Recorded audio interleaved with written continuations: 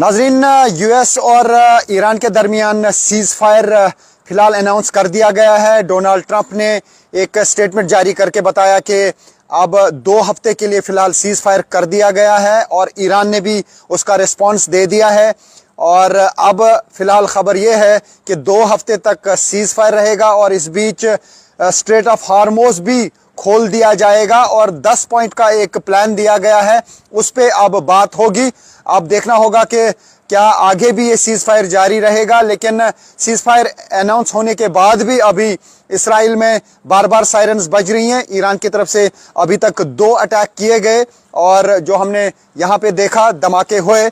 और अभी हो सकता है कि जो फील्ड में लोग हैं, फील्ड ऑपरेशंस जो कर रहे हैं, उन तक अभी ये इंफॉर्मेशन पहुंच जाएगी। लेकिन फिलहाल बड़ी खबर यही है कि अब जो है अटैक्स का सिलसिला रोक दिया जाएगा। आप सुन सकते हैं सायरन, यहां पे आप देखिए,